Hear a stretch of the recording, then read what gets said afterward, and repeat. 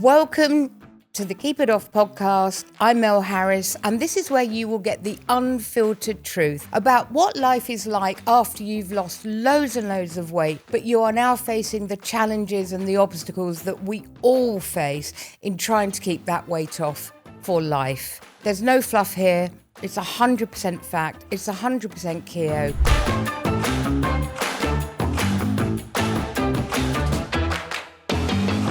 Let's dive straight in because we have, once again, the wonderful Shaw Somers here to speak with us today. So, Shaw, thank you very much for being here. Thanks again, and as always, a pleasure to chat. Thank you. So today I'd like to recap a little bit on some of the things we've spoken about in previous episodes that have kind of generated quite a lot of interest or questions. And one of the things we've spoken about is stress and the effect that stress has on our weight. What I'd like to start off with is what actually happens physiologically when we are stressed. When humans suffer stress, it acts in a number of ways to change subtly the way the body works.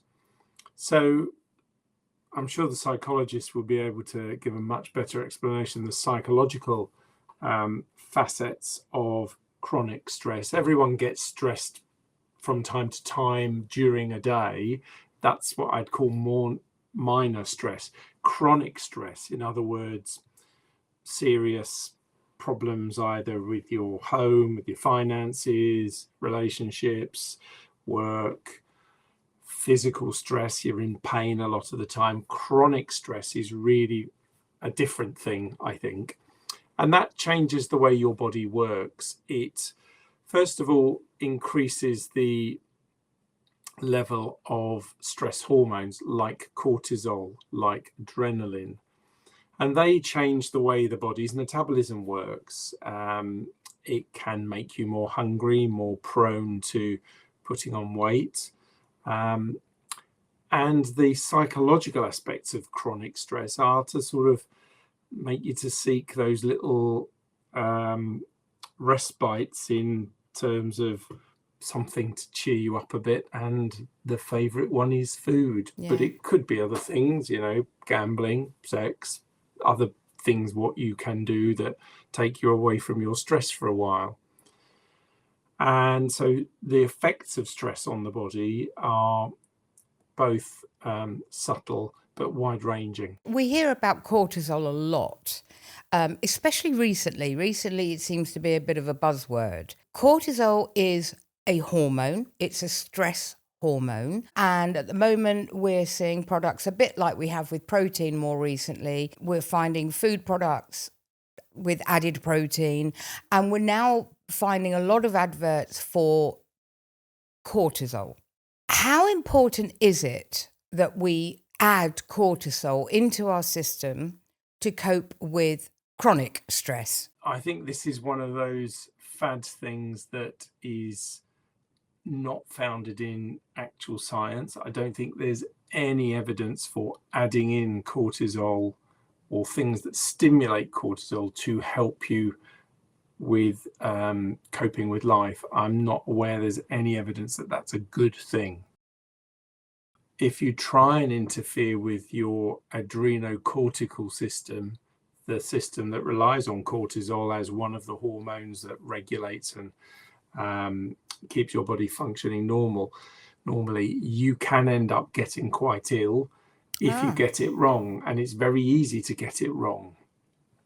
So cortisol in itself, you might recognize it from hydrocortisone, which is a synthetic type of cortisol, is an anti-inflammatory if you slap it on big doses, and in many respects it was one of the original anti-rejection molecules. When you have a transplant, you give massive doses of cortisol to damp down the body's reaction against a new transplant. So you're talking about what potentially are very powerful drugs, and to try and manipulate your own cortisol system by using drugs, especially not under medical supervision, not a good idea. Right. I wouldn't recommend anybody to do that on the presumption it might help them with coping with stress or coping with their metabolism. I think that's a dangerous path to tread, and I don't know any reputable medical professional who would say, yeah, that's a good idea. Yeah. I mean, I hadn't heard about cortisol until I'd say the last 18 months to 2 years. It wasn't something that was being bandied around everywhere. And since the GLP-1s and everybody's focused on obesity and weight loss and weight maintenance, suddenly it's become this, as I said earlier, buzz. I don't know why, because the adrenocortical system is actually fundamental to how your body works. If that bit goes wrong, you become very ill very quickly. If you make too much, you become what we call Cushingoid. You get Cushing syndrome, where you swell up, you get very fat in a particular distribution, and you become very ill. Conversely, if your adrenal glands stop making cortisol and you become very deficient, you drop dead. Wow. You get Addison's disease, you get a crisis, and everything stops working, literally. So trying to push it one way or the other, you're dicing with things you really don't want to be dicing with, and I really wouldn't recommend it to anybody unless a doctor says you've got to do this. Is there any science that backs up the possible myth stress hormones actually directly cause fat storage and an increase in appetite? There's some evidence for that, yes, but whether you can change the appetite by using cortisol or blocking cortisol, not a game you want to start playing, because I don't know. I mean, yes, theoretically it's possible, but if you start trying to manipulate that and you get it wrong, you could land up in really serious illness.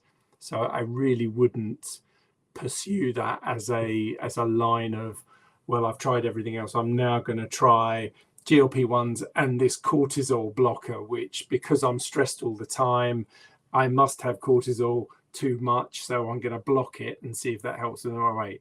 No, and that's not something I would ever consider. A dangerous road to go down. Well, it is, because as I say, it's one of those fundamental things to your body's function, and if it goes wrong, or you break it, or you damage that system that's working reasonably well, I think you're after a potentially bad outcome.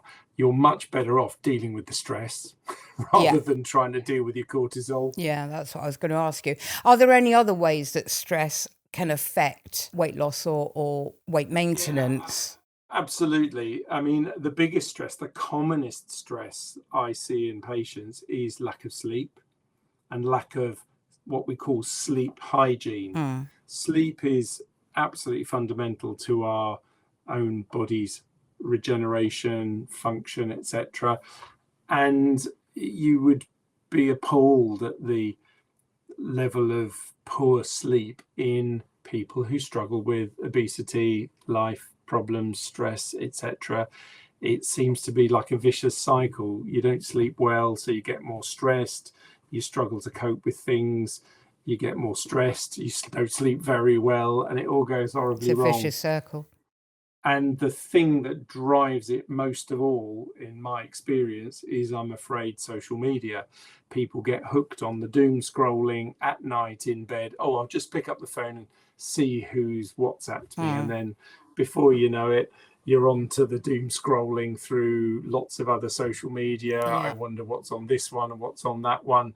And before you know it, it's 3 o'clock in the morning.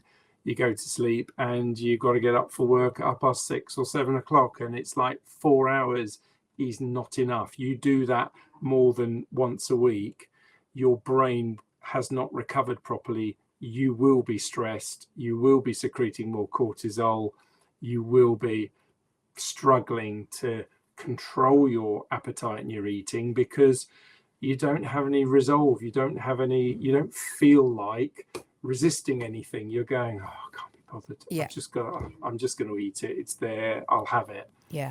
And that's the problem. Yeah, that is true. When you are overtired, your resolve just goes out the window, doesn't it? Everything feels like an effort. And actually, I wanted to talk to you about sleep because we all know that the body heals best when we're at rest. Here we're talking about weight and weight maintenance, weight loss, and everything pertaining to that. Sleep, or good quality sleep, has a much bigger impact on our weight than we realise, doesn't it? Yeah, absolutely. And there's a number of facets to this with relation to maintenance of body weight and also weight gain. If you're sleeping poorly, your body, as I say, is under chronic stress with chronic cortisol release, a number of other hormone changes that go with chronic stress, and your metabolism shuts down and you put weight on. But there's also the fact that you, as you said, you don't regenerate your body tissues. When you're asleep for between 7 and 9 hours a night, your body has a bit of downtime. It has a bit of, right, let's do some tidying up here. Where's all this excess stuff going to go? Well, let's burn it off rather than stick it around your bum. And it's that chronic lack of sleep. So if you're sleeping between 5 and 6 hours a night and you think it's okay, you are wrong. It's wrong. You need at least 7 hours a night, preferably 8, regularly. And that means getting a bit of sleep discipline, sleep hygiene. In other words, no screen for at least half an hour, if not an hour, before you go to bed. You can read a book, you can read the papers, you can talk to somebody, but you don't pick up a screen, because that blue light, that screen light, and the intensity of information on a screen switches everything on again, and you don't start that natural process of winding down to sleep. Yeah. So, no screen, go to bed roughly the same time every night. You get up roughly the same time every morning, whether it's a work day or not. You get up. You don't just lie in bed because it's not a work day. It's not good for you. Your body doesn't like it. Yeah. But if you keep jiggling it around, it stresses the body. You may not know it until you say, well, why am I always feeling so stressed? It's because your life's a mess. You need to get a grip. Yeah. And there's also people that actually don't realise that they are stressed, that, that they're thinking, well, I'm not angry all the time, I'm not anxious all the time. And they don't realise that the symptoms they are showing are related to stress. Exactly the thing with the social media at night in bed. Someone says, well, I'm doing, I play a few games and then I catch up with my friends on social media. And I'll usually switch off my phone at about 2:30, 3 o'clock in the morning. Well, I go, well, that's why you can't lose weight. Yeah.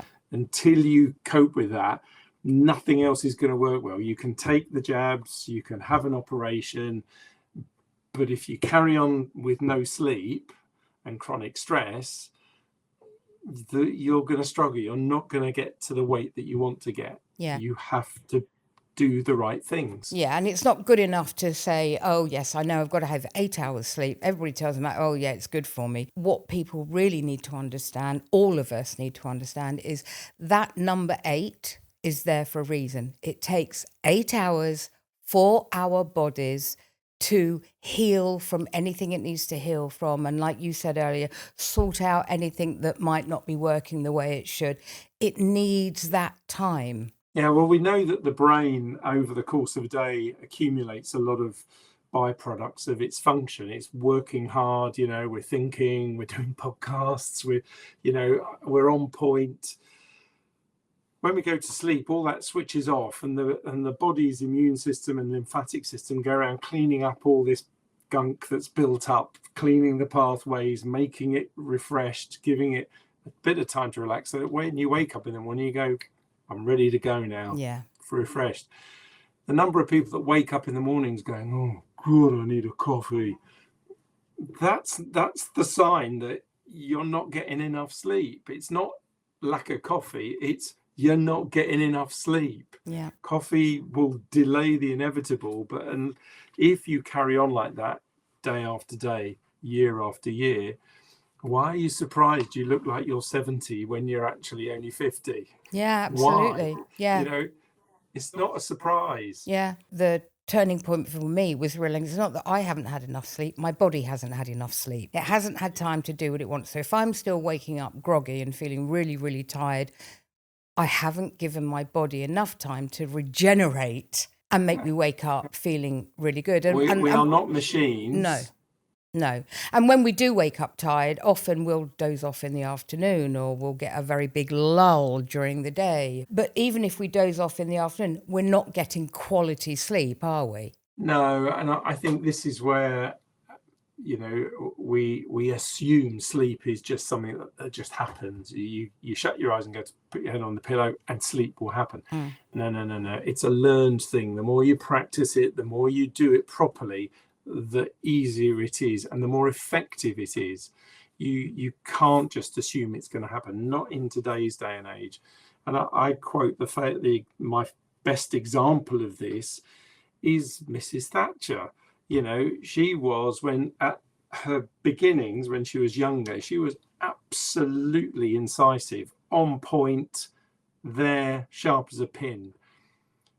She spent a long time as Prime Minister and she had the boast, well, I only sleep 4 hours a night. Yeah. You look at her towards the end of her time as Prime Minister and she was wrecked. Her brain could barely function. She was really on the way out. And, when she was no longer Prime Minister, her downhill descent was Rapid. Unbelievable, Yeah. Rapid, because her brain was just finished. It was cooked. Because she'd had 4 hours sleep a night as Prime Minister, which is, I'm afraid, it goes with the job. Too many people want your time, but it can destroy people. Yeah. Lack of sleep it's a method of torture. Yeah. And it didn't happen over a very, very, very long period. I mean, Maggie Thatcher was in power for 10 years. Yeah. Within that 10-year period, which when we look back over our lives, 10 years is nothing, let's be honest. It goes with the blink of an eye. And yet it did so much damage that she never, ever recovered from. And that's the thing. Everyone expects our bodies to just recover from anything, especially obesity. That, if I get it all right, everything will get better. Sometimes we're not going to cure it. We can treat it. We can make it better, but you're not going to be normal again. And I think, having that, accepting that reality is part of helping someone do the right thing, keep weight off when it's come off, and actually lead the best life that they can. What their body is going to let them. Yeah. And it is part of that expectation setting, which I think is part and parcel of my job as a weight loss specialist, is helping people understand that I can do a lot and I can make a lot of people very much better. But sometimes we've got to accept that normality is not what I'm going to be able to achieve not what they're going to be able to achieve, because things are too broken. You've let them get too broken. Yeah. And I think normal is a very misleading word. Normal means something different to every person that uses it. And I think within the weight loss community, normal means I'm going to be slim. I'm never going to think about food again. I never have to worry about what I eat again. In their heads, that's what's normal. And being obese, because we now know it's a disease, something is broken, our metabolism is broken, it will always be. It's a bit like alcoholics. Even if they stop drinking for 2 months, 2 years or 20 years, they are always an alcoholic, because the chances are when they have that first drink again, they'll go straight back to where they came from. And it's the same with obesity, isn't it? There is no such thing as normal. It's part of the human condition.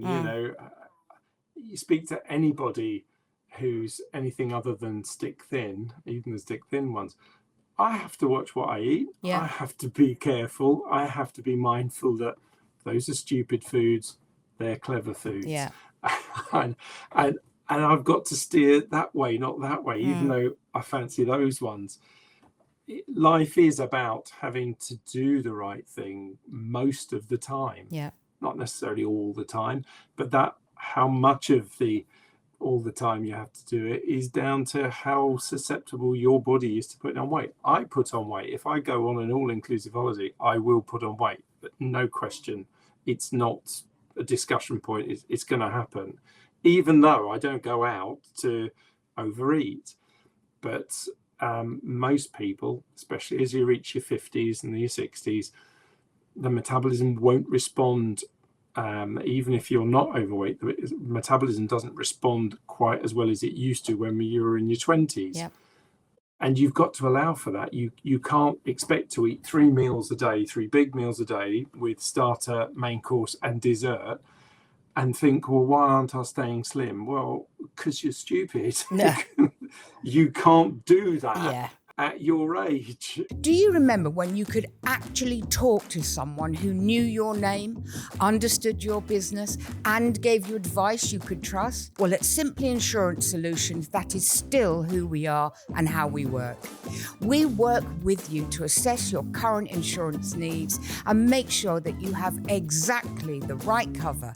Nothing more, nothing less. With over 40 years of knowledge and experience, our primary objective is to secure the most comprehensive cover that's robust and relevant for you at the most competitive price. Whether it's the increasingly essential cybersecurity, your commercial property, business, or your home, call 01707 291 200 and press 3 and 3. It'll get you through quickly and you'll be able to book your free, no obligation insurance review. Remember, the gaps in your cover won't show up until it's too late. I'm not so sure it's as much about stupidity as just being unaware that as we grow older, as our lives change, our bodies change, and we have to be aware of that. In the same way as if we do lose weight, as we lose more and more weight, we need to reassess it every time whether or not we're still doing the right thing in terms of food. I'm being a bit mean and borderline inappropriate. Not stupid, I think that's the wrong word, but you're just being unaware of the fact that you're not a machine. Yeah. You are a body that works brilliantly when it's first produced. Yeah. But over the ravages of time and life experiences, starts not to work so well, and in the end it's going to stop working completely, and we're not aware of it. I think one of the nicest analogies I can give is, obviously, as an actor, when I was being trained, we had to learn breath control, and we had to learn that so that we could project our voices to the back of a theatre by using our diaphragm, which is where it should be coming from, where our breath should be coming from. And I remember when my first nephew was born, I would spend ages just watching him asleep in his cot. And it was wonderful. And I noticed that every single time he breathed, his ribs came out and his ribs went back in and his ribs came out. And I thought, wow, when is he going to start breathing from his shoulders? Because most adults, if you say take a deep breath, it's their shoulders that go up. That's actually a shallow breath. It's not a proper deep breath. And yet it happens to so many people who lose that instinct to breathe from the diaphragm. And these changes happen without us realizing because we're not aware.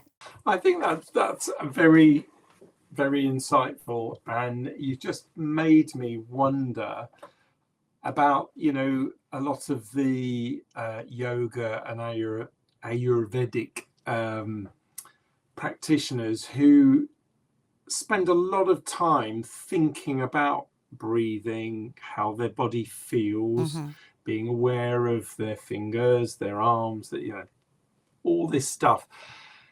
And they seem to be, first of all, free of stress, pretty healthy by and large, but actually they're sort of very healthy into their older years. And I think that's part and parcel of what you've just described is, children do it automatically and then we all get too busy to do it, and we forget that actually being aware of how you breathe and how you should breathe, and just practicing it time to time is actually very, very good for you. Bit like the sleep thing that we're discussing, practicing going to sleep properly, rather than just going, oh God, it's 3 o'clock in the morning, I better go to sleep. Yeah. What worries me is there are some people who also have very stressful lives. They might be carers, they might do night shifts. The process is still the same for them, whether they're going to bed at 11 o'clock in the night and waking up at 7, 8 o'clock in the morning. If they're on a night shift, they still need to find their own pattern of how they get that 8 hours in. And I know it's harder because during the day you're going to have roadworks or something outside your window or kids running around. And it's obviously someone phones you because they think you're going to be up.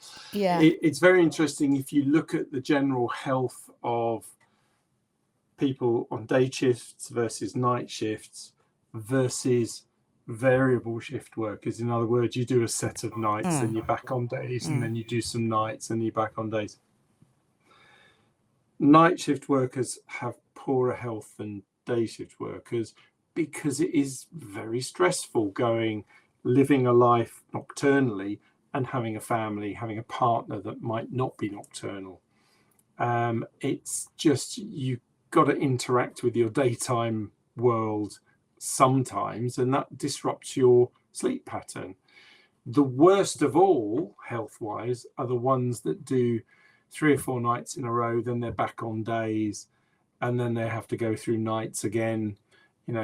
Typically like your junior doctors. Good grief, that is disastrous for your body clock, for your regulatory systems, general health, mental health. It's rubbish. You're better off being permanent nights, for a year at a time, if you like, than switching in and out. But who wants to be permanent nights for a year? Exactly, especially as someone like a junior doctor who, they're in their youth. They also have to have a life outside of work. It's not sustainable. It's not. Is there a timeline for that? I mean, if they do a year, for example, is that going to affect them enough, like it did 10 years with Maggie Thatcher, that she couldn't recover from?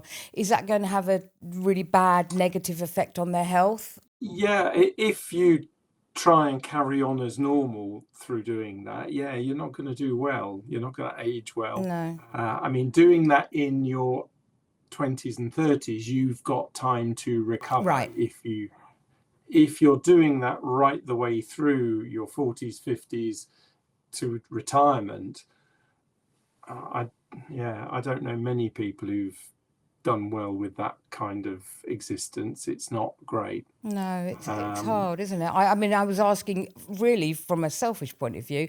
I have a young family member who's recently qualified as a doctor. He's a junior doctor. He is working all the hours that God gives him, and I worry about, how long is he going to be able to sustain this for before he burns out? And I've done it myself. I've been setting up a new business. I've been working 18-hour days, 7 days a week. How long can I sustain that for before I just completely burn myself out? I can't. I know I can't. I can feel it. Yeah, I think those are very good questions to which, we will get the answers as time goes on. I don't think there's any sort of generally available evidence that you can point to and say, right, well, if you do this for 5 years, you'll lose X amount of lifespan. 10 years, you'll lose twice as much. But it's certainly, from all the associated evidence of what sleep deprivation does, what sleep disturbance will do to you, and how that affects your body's general function, let alone metabolism and appetite regulation, none of it's good. Yeah, and that's precisely what I was just about to say. Here we are, we're talking about stress, we're talking about sleep, and we're talking about breathing. And anybody listening might think, what's that got to do with weight loss and weight maintenance? And yet it is so vital for us to be able to continue our weight journey if we don't sleep enough, if we are overstressed, even breath work, because that centers everything. It just gives you time to, even if it's, I'm going to do 30 breaths, 2 minutes, I'm just going to shut my eyes and just breathe, in through your nose, out through your mouth, and just listen to my breath and just control it regular, not holding it, not over breathing, but just being aware of it just brings you back into the present. Into the present. I'm sounding like some kind of therapist. No, but you're right. You're so right. It brings you into the present, and that's so important. I think it's very easy to get caught up in, the whirlwind of life, and everybody has troubles. Some are big, real troubles. Others are imagined big troubles. But we all think about our own problems, and there are problems. Nobody else is interested. Yeah. It's our problem. It is very important to realise that actually the majority of them will go away at some point, and that you can't live your life desperate to do this one thing. If all it's going to do is ruin your enjoyment of the rest of life. When it comes down to controlling your weight and being in control of your environment, your body, getting yourself into that best place by a little bit of grounding, regular sleep pattern, reducing that self-induced stress of maybe I should do this, maybe I should do that. No, you shouldn't. Just the basics really is a good place to start. Yeah. There comes a point in everybody's life, no matter where they are in life, whether they've got families or high-powered jobs, where they have to take a certain amount of day where they can put themselves first. And that means if stress is holding you back from achieving what you need to achieve, you need to look at why that is and how you can change it. If stress means you're reaching for the nearest easy to grab food and you're eating it because you're running around, you're on the go, you've got the kids to worry about, but that piece of food you've eaten hasn't satisfied you nutritionally and is making you regain your weight, you have to look at, right, how else can I prepare if I'm going to have a stressful day? What else can I do? If by not sleeping well enough and long enough means that you are so tired that you just haven't got the energy to prepare or to make the right decisions because, I can't be bothered today, I'll leave it till tomorrow. These are things that we need to be aware of. And it is very, very, very important, on the grassroots level. Stress and sleep matter. And they matter for us as individuals. If we are not getting enough sleep and if we are too stressed to even control what we put in our mouths on a regular basis, how are we going to look after the kids that are demanding all your time? How are we going to do this high-powered job? The knock-on effects are huge. I couldn't agree more. Yeah. I think and it's frighteningly common. I hear it a lot from especially ladies who are homemakers, look after the family. They say, there's no time left for me. I have to feed the kids. I get my husband's meal ready and I just eat what's left over, or I'll eat with the kids and then I have to eat with my husband. And one thing leads to another and I've had 2 meals. Yeah. And it's like, there's your problem. Yeah. I can help with it, but you've got a bit of work to do as well. Yeah, and unfortunately I hear the same thing. In many respects, it becomes an excuse for why they can't, haven't, didn't, shouldn't do something that they know they need to address. There's no point anybody going to you or coming to us at Keo to say, look, why can't I keep my weight off, or why am I so big, or how can I lose my weight, if they can't accept that they have to put the work in and they have to recognise how they got so big or why they are starting to regain weight. And the amount of people, and you must have heard this hundreds of times, I cannot tell you how many people will look me in the eye and say, but I hardly eat anything. Well, they might be hardly eating much at meal times, but their metabolism is so slow they don't burn it off. But I think in a fair proportion of people who think they don't eat much, there's little bits and pieces going in unconsciously almost. It's like, but that's just a biscuit. Yeah, but it wasn't just one, was it? And you go, really? And you go, no, you had 5. Yeah. Yeah. And, they don't contain air. Yeah. They're refined carbs, the worst of the foods Yeah. that you can snack on. And the broken biscuits still count.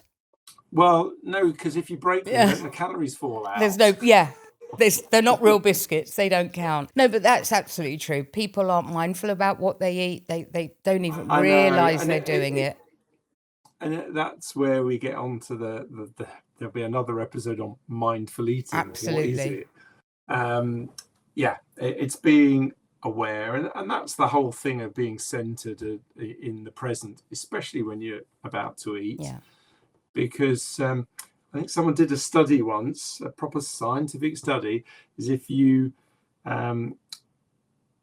eat in front of the TV watching a program, you will eat 25% more calories. Yes. And that's because your mind's not on the eating, it's on what's on telly. Yeah. You're right. There is a whole other episode about this that is playing around in my head. But for now, there's something else completely different that I would like to ask you about, because I've had a number of emails from people all seem to be saying the same thing. We mentioned in a previous episode that it is very common, particularly after a bypass, that people will produce gallstones and need to have their gallbladder removed. Is that true only after a bypass? Is it true after a sleeve? Is it likely to happen if you're taking GLPs? How common is it? All of the above. Okay. So gallstones, yes. The commonest general surgical operation is now removal of the gallbladder. It used to be removing the appendix. It's now removal of the gallbladder. And there are a number of reasons for that. Gallstones are very common. 1 in 15 of the population will get gallstones, and majority of which you won't know you've got them. They're asymptomatic, as we call it, and they will go with you to the grave, and you'll never know that you'd had them. Can we tell people exactly what gallstones are? So, they're like little marbles, marble-sized, made of a combination of cholesterol and bile pigments. So your liver, big organ that sits under your right ribs, makes bile, and the bile is secreted down these little tubes into a pipe, your bile duct, and that goes into your intestines to help you digest fat.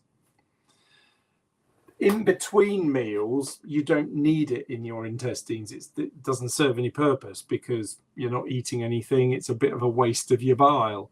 So the body evolved a gallbladder. All mammals have them, a little gallbladder to hold the bile between meals. So it's a little sac, a little pouch, about the size of, a party balloon before you blow it up. Right. One of those, a pear-shaped one of those, sits next to the liver. And in between meals, the bile goes into your gallbladder, sits there. It gets a little bit concentrated by the lining of the gallbladder. And when you have a meal with fat in it, your stomach and duodenum goes, there's fat here. And your gallbladder squeezes to squirt the bile into your intestine to help you digest the fat. And bile is a bit like fairy liquid. It emulsifies fat, so it dissolves into little globules which your body can digest. So that's the gallbladder, what it does. If you lose a lot of weight, if you are on GLP-1s, or if you've had a sleeve or a bypass or even a gastric band and lost a lot of weight, for reasons we're not sure about, you are much more prone to get gallstones. About 1 in 5 people will get gallstones. So you're 3 times more likely to get gallstones if you've lost a lot of weight. I think part of it's dehydration. If you get dehydrated, your bile's going to be thicker and more concentrated, and it's going to likely cause little crystals to form of cholesterol in the bile, which then grow into gravel and then stones. When you get stones in the gallbladder, they float around in the bile of the gallbladder. But one day, when the gallbladder's called upon to squirt bile into your intestines, it'll squeeze, a stone will get stuck in the pipe work and the gallbladder will go, huh? It's not going anywhere. Squeeze, squeeze, squeeze. And people go, oh. About an hour after meals, when the gallbladder gets the signal to work, you get the, got this real tummy ache under the right ribs. Yeah. Sometimes goes through to the back.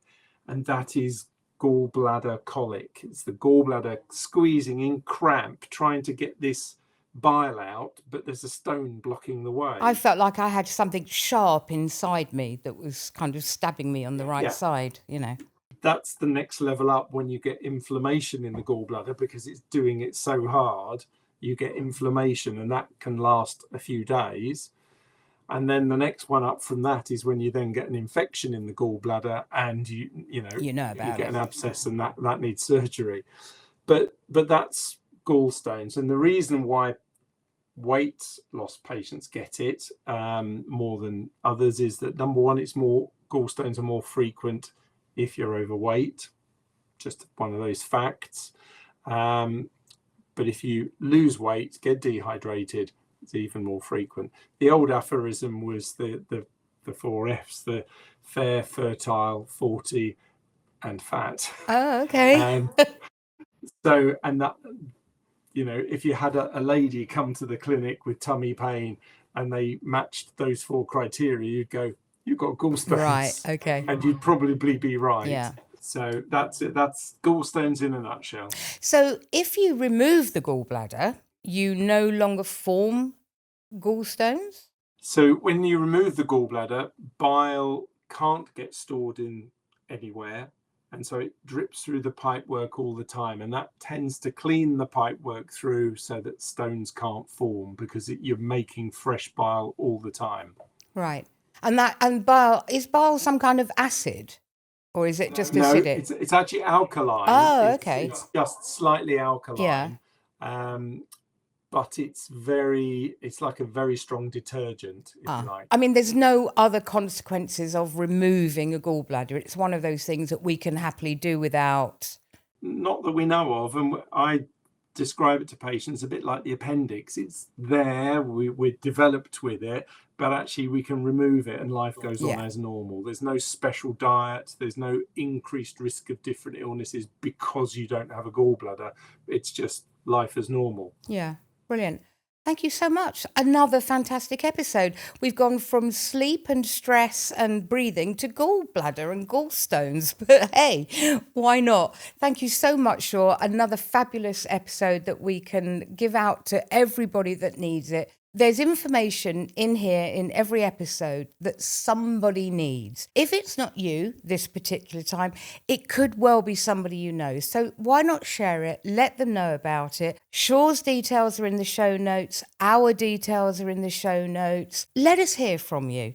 If there's a question you want to ask, if there is somebody else you'd like us to speak to maybe, if you would like to share your story, your weight loss journey, whatever it is, let us know and we will come back to you.